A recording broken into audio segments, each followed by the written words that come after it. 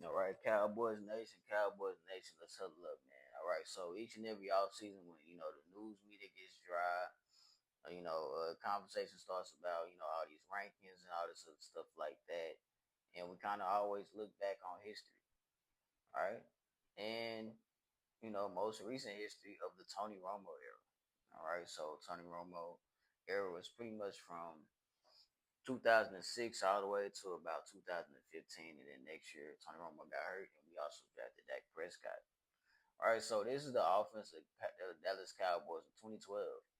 Now, most would say that this isn't, what I'm saying, so much of a good offense, but man, look and really analyze and break down what you got, right? So obviously the offensive line wasn't the most physically equipped, but Doug Free and Tyron Smith are definitely the best in this unit in this group. But let's continue to talk about it though.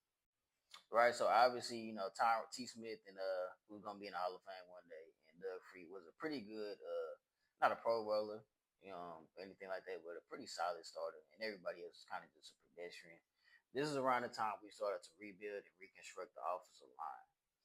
Now, as far as the weapons go, man, I think this is a pretty solid group. Now, Miles Austin was injury prone at times, but in this year he gave you about 900 receiving yards.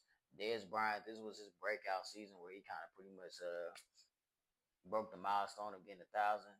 And DeMarco Murray was somebody who was definitely in and out of the lineup due to injuries as well.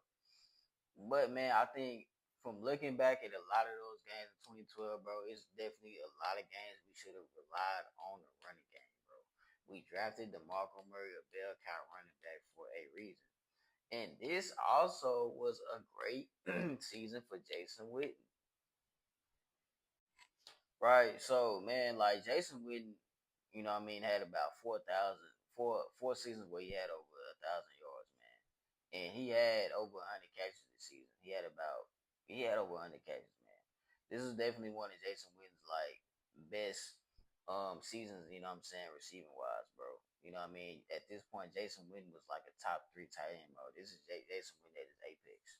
You know what I mean? Like not the most athletic, not the fastest, but definitely the most precise and one of the best IQs, bro, when it comes to tight end, bro.